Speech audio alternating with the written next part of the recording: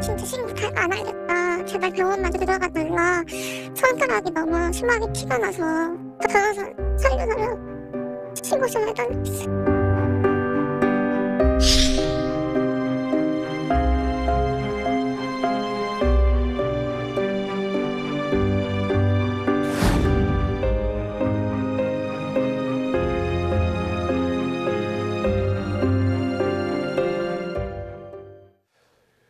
이른바 교제 폭력 사건이 끊이지 않고 있습니다. 이번엔 여자친구가 다른 남자를 만난다고 생각해서 무차별로 폭행하고 흉기를 휘두른 30대 남성이 경찰에 체포됐는데요.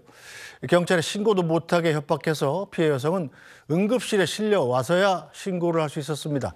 교제 폭력 왜 위험한지 또 피해를 줄일 방법은 뭔지 임주혜 변호사와 함께 자세히 살펴보겠습니다. 변호사님 어서 오세요. 네, 안녕하세요. 네, 이번 사건 정말 좀 끔찍하더군요. 폭행 수준이 얼마나 심각했던 거죠? 네, 정말 충격적입니다. 이 14일 오전 이른 새벽에 일어난 일인데요. 이 한 남성이 이 여성을 무차별적으로 폭행을 하면서요. 이 폭행은 2시간 가까이 이어졌다고 하고요. 이 과정에서 얼굴에도 심한 상처가 남았으며 어깨뼈가 골절되는 중상을 입게 되었습니다. 이 손가락까지 크게 다쳤다고요? 네, 그렇습니다. 가위를 이용해서요. 옷과 머리카락 등을 무차별적으로 난도질하듯이 잘랐다고 하는데 그 과정에서 여성이 손가락에도 크게 부상을 입은 것으로 전해졌습니다. 아니, 자기 여자친구였던 것 같은데 왜 이렇게 무지막지한 폭행을 한 겁니까? 네, 교제 기간은 1년이 채 되지는 않았지만 이제 함께 살고 있었고 이 과정에서 여자친구가 술을 마시고 늦게 귀가했다는 것이 화근이 되었는데요.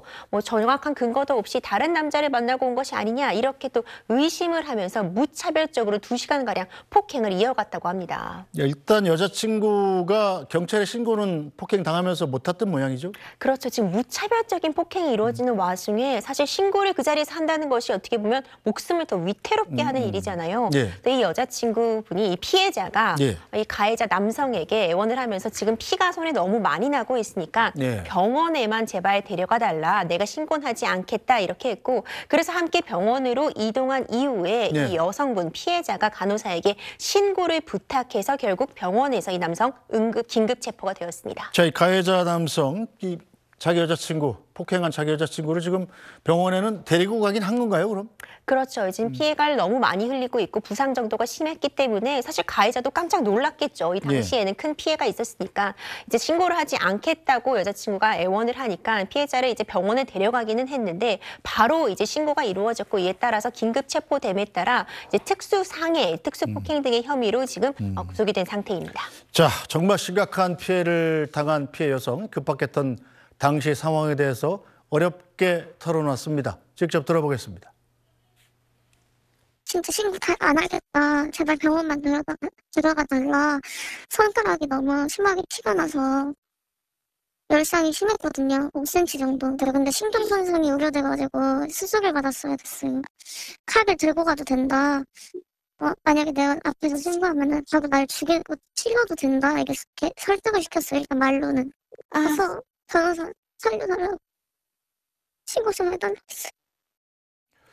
자, 이 여성이 얼마나 무서웠을까 진짜 정말 생각하기도 싫은데 자, 신고받고 출동한 경찰 이 현장에서 가해자를 체포한 거죠? 그렇습니다. 이 여성이 느꼈을 공포감 정말 쉽게 예측하기도 어렵습니다. 감히 예상한다고 하기도 참 죄송한 그런 상황인데요. 이 과정에서 이제 병원에서 바로 이 남성에 대해서 그 자리에서 긴급 체포가 이루어졌고 현재 구속된 상태로 이제 조사를 받고 있습니다. 자, 이 남성이 여자친구를 폭행한 게 이번이 또 처음이 아니라고요? 그렇습니다. 이 폭행은 상습적입니다. 여러 가지 범죄 중에서 뭐 폭행 같은 것도 사실 상습성을 띠는 범죄의 유형 중에 하나거든요. 지난해 6월부터 지난해 지난해까지 네. 무려 지금 이번 사건을 제외하고도 7차례 정도 이 폭행과 유사한 신고가 잇따랐다고 합니다. 네. 이 점이 참 안타까운 지점인데요. 여러 차례 지금 이 폭행이 반복되고 있었는데 그럼 또 일각에서는 그럼에도 불구하고 왜 계속 교제를 네. 이어왔나 이렇게 또 얘기를 하실 수도 있겠지만 이 교제 폭력의 유형을 보자면요. 네. 먼저 통제를 하게 됩니다. 그러니까 주변인과도 단절을 시키게 되고요. 나의 지배하에 두려고 하는 그런 행동들이 이 가장 먼저 교제 폭력에서 일어나고 네. 이 통제 과정에서 폭행이 수반되고 또 경우에 따라서는 어떤 성범죄가 같이 더해지기도 하고 네. 정서적 언어적으로도 폭행을 가하다 보면 정상적인 판단도 어렵고요. 실제로 아주 통제가 교묘하게 이루어지다 보면은 다른 사람들에게 이 상황을 얘기하기도 쉽지가 않습니다. 그렇다 보니 피해자 입장에선 점점 더 고립되게 되고 반복적으로 폭행에 노출되면서 무기력하게 되는데요. 이런 상황이 반복되면서 좀 더 긴급한 어떤 조치들, 분리 조치가 이루어졌으면 이번 사태까지는 오지 않을 수 있지 않을까 이런 아쉬움을 남기고 네, 실제로 겪어보지 않은 입장에서는 아니 맞으면서 왜 계속 만나 헤어지면 될 거 아니야 이렇게 생각할 수 있지만 실제로 당하게 되면 그렇지 않을 수 있다는 말씀이시군요. 그렇죠. 자, 또 한 가지 짚을 게 있습니다. 이 사건 피해자 그동안 7번이나 경찰에 신고를 했다던데 자 그렇다면 경찰이 개입해서 분리 조치나 뭐 안전 조치 같은 걸 해줄 수는 없었나요? 이 교제 폭력이 예. 지금 문제점으로 지적되고 있는 것이 일종의 지금 사각지대에 놓여 있다고 말할 수 있을 것 같습니다. 이게 혼인 관계라던가 적어도 사실혼 관계가 인정이 된다면요. 예. 가정 폭력 사건으로 이제 분류가 되게 되는데요. 가정 폭력 사건으로 이제 신고가 들어가게 되면은 어떤 긴급한 조치들, 접근 금지라던가 분리 조치에 대한 법적인 근거가 마련이 되어 있습니다. 그리고 지금 우리나라는 스토킹 처벌에 관한 특례법이 시행이 되고 있기 때문에 지속적이고 반복적으로 원치 않는 연락을 반복한다거나 접근을 계속하는 경우에는 또 그에 따라서 어떤 긴급한 응급 조치들, 접근 금지, 가처분 등이 또 내려지는 그런 법적 근거가 마련되어 있는데 네. 이 교제 폭력의 경우에 만약 지속성이 떨어진다거나요. 네. 단순히 1회 정도의 폭행에 그친다면 이 범주에 들어가지 못하고 일반 폭행죄로 처벌이 되게 됩니다. 네. 이 일반 폭행죄는 2년 이하의 징역이나 500만 원 이하의 벌금, 사실 가벼운 처벌에 그치고 있고 그마저도 반의사 불벌죄이기 때문에요. 네. 피해자가 처벌을 원하지 않는다고 다시 그 처벌 의사를 철회하면 예. 처벌이 되지 않는 것으로 규정이 되어 있습니다. 그렇다 보니 사실 피해자는 여러 가지 상태에서 정서적으로도 억압받고 통제받는 상황이고 또 피해자는 지금 가해자가 나의 지배 위치라던가 나의 가족 그리고 예. 내 생활 근거지 나의 학교, 직장 모든 걸 알고 있기 때문에 사실 그 이후 이 사람이 처벌받고 나온다고 해도 몇 년 되지 않아서 또 나를 찾아오면 어떡하나 불안감 무섭죠. 때문에 네. 합의를 해주기가 일쑤거든요. 그렇기 때문에 반복적으로 이런 신고가 있었다고 해도 사실 경찰 입장에서도 어떤 적극적으로 개입할 법적 근거가 없고 매번 피해자 입장에서는 또 이번에는 또 저 사람이 또 용서를 구하고 또 내가 억압받다 보니까 판단력이 떨어지기도 하다 보니 네. 계속 이제 처벌을 원치 않는다고 합의를 해주거나 한 번 더 믿어보자는 그런 심리 때문에 이렇게 반복되고 있습니다.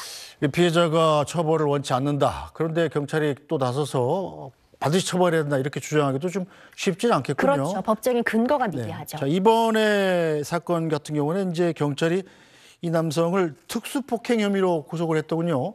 이 특수폭행 혐의가 적용된다면 이번에는 피해자가 원치 않더라도 처벌할 수 있는 건가요? 당연히 그렇습니다. 이제 폭행죄만 반의사 불벌죄고요. 이번 사안 같은 경우는 그 정도가 정말 심하죠. 네. 그렇기 때문에 충분히 특수 상해 정도로 이제 기소가 되고 이에 따라 처벌이 내려질 것이기 때문에요. 반의사 불벌죄는 해당하지 않기 때문에 합의 유무와 상관없이 당연히 처벌이 됩니다. 하지만 이제 문제점으로 지적하고 싶은 부분은 이게 이렇게까지 크게 상처를 입고 더 중범죄로 나아가서야 어떤 사실 이런 이 교제 폭력은 더 중한 범죄, 강간, 살인의 전조 증상이라고 여기가 얘기도 많이 하거든요. 예. 더 큰 어떤 범죄가 이루어져야 이렇게 개입이 되고 처벌이 돼야지 뭔가 일이 해결될 수 있는 것이라는 진한 아쉬움이 남습니다. 자, 법적인 제도라는 것은 사실은 범행이 벌어진 뒤에 처벌하는 것보다 이걸 막는 게 가장 좋을 텐데 이른바 이 교제 폭력을 막기 위한 입법 같은 것들은 어떻게 진행되고 있습니까? 입법이 진행이 되고 있습니다. 앞서 말씀드린 것처럼 이 교제 폭력이라는 것이 어떻게 보면은 가정 폭력 범주는 아직 들어있지 않은, 혼인을 전제로 하지 않은 그런 연인 관계나 아니면 동거 관계엔 적용이 되지 못하고, 그렇다고 해도 스토킹으로 우율하기도 어려운 그런 사안에는 일반 폭행죄로 처벌하게 되니 공백이 발생하니까 예. 교제 폭력을 별도로 다루고 있는 다른 그런 입법례들을 참고해서 우리나라에서도 여러 가지 법안들이 만들어져는 있는데요. 예. 관련 법안이 19대 국회에서만 10개 정도가 발의가 됐는데 네. 다 지금 이 중 6개는 폐기가 되고 4개 정도는 계류 중에 있습니다.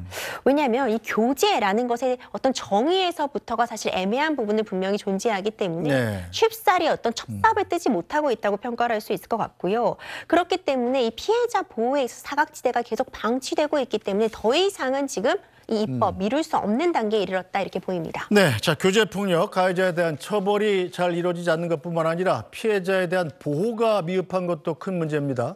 관련 리포트 보고 오겠습니다. 여성은 다급하게 어디론가 전화를 걸고 달려온 남성이 이를 제지하며 여성을 골목으로 끌고 사라집니다. 경찰에 신고 전화가 걸려온 시간대와 일치하는데 피해 여성은 다급한 비명소리로 몇 주 전에도 맞았다며 위치 추적을 해달라고 요청했습니다. 두 사람은 중앙분리대와 인도를 오가며 다툼을 벌였고 피해 여성은 이때 폭행을 당했다며 경찰에 한 차례 신고했습니다. 출동한 경찰은 두 사람을 지구대로 데려가 조사를 벌인 뒤 남성과 피해 여성을 각각 6시 11분과 7시 7분에 귀가 조치했습니다. 먼저 풀려난 남성이 지하주차장에서 기다리고 있다가 피해 여성이 지구대를 나온 지 10분 만에 보복을 한 겁니다. 때문에 피해 여성에 대한 경찰의 적극적인 보호 조치가 있었더라면 범행을 막을 수 있었을 거란 지적이 나옵니다. 이에 대해 경찰은 긴급 상황 발생 시 위치를 추적할 수 있는 스마트워치 착용 등 가능한 안전 조치를 설명했지만 본인이 원치 않았다고 밝혔습니다. 자, 이 경우에는 피해자와 가해자를 분리시켜줄 만한 장치가 있었더라도 범행이 벌어지지 않았을 텐데 이건 법적으로 강제하기 어려운 건가요? 그렇습니다. 정말 안타까운 지점인데요. 즉시 분리하기 위해서는 여러 가지 요건들이 있는데 일단 이 가정폭력도 아니고 스토킹 범주가 들어오지 않는다면 이 단순 폭행죄에 있어서는 즉시 어떤 분리할 법적인 근거가 아직 미비하기 때문에 경찰도 어떤 적극적인 조치를 나서기가 어렵습니다. 그리고 설사 어떤 긴급 조치가 있다고 해도 접근 금지 접근하지 마라 하고 명령을 했는데 어겼을 때 지금 당장 경찰들이 항상 따라다니면서 이 사람을 떼어놓을 수는 없는 노릇이잖아요. 그렇죠. 그러다 보니 어떤 접근 금지 명령이 있다고 해도 이제 무대뽀로 찾아오는 사람을 막을 수 있는 방법이 없고요. 앞서 살펴봤던 이 끔찍한 사례에서처럼 이 교제 폭력의 대표적인 문제점은 그래서 신고 이후에 보복에 있던 너무나 노출이 쉽다는 점입니다. 지금 내 살고 있는 근거지, 내 정보를 모두 알고 있는 상대방에게 적극적으로 내가 처벌을 구하더라도 이 처벌이 이루어지고 난 다음에 나에게 보복을 하면 어떡하냐는 그런 두려움 때문에 처벌에 대한 어떤 용기를 내기도 쉽지 않은 상황이고요. 실제로도 지금 봤던 사례에서처럼 지금 신고를 하고 조사를 받고 나오자마자 가해자가 바로 이 신고자인 피해자를 사망케 하는 그런 사건이 발생하고 있잖아요. 그렇기 때문에 즉시 이 신고를 한 즉시 어떤 분리할 수 있는 그런 법적인 근거 마련이 절실한 상황입니다. 이번 사건의 피해 여성도 이 교제폭력 보호 대상으로 지정은 됐었다던데 이런 이유들 때문에 이제 보호를 받지 못한 셈인 거군요. 이제 교제폭력 보호 A 등급으로 지정이 된 상태였습니다. 그러면 월 1회 정도 이제 전화로 모니터링도 하게 되고요. 피해자가 원한다면 별도 요청이 있으면 신변 보호 대상이 되는데요. 이번 사건에서도 피해자가 별도로 이런 부분에 대한 요청은 없었다고 전해지고 있습니다. 근데 이 부분도 좀 지적해주고 싶은 부분이요. 지금 경찰이나 이제 검찰 이런 쪽에서는 수사기관 입장에서는 지금 이 상황이 얼마나 위험한 상황인지 내지는 어떤 더 큰 범죄의 전조 증상인지를 좀 더 객관적으로 파악할 수 있는 위치에 있지만 피해자의 입장에서는요. 지금 같이 가해자와 한 공간에서 조사를 받고 나왔는데 나를 지금 바로 신변 보호를 해달라. 나에게 어떤 스마트워치를 지급해달라. 이렇게 얘기하기가요. 정말 쉽지 않습니다.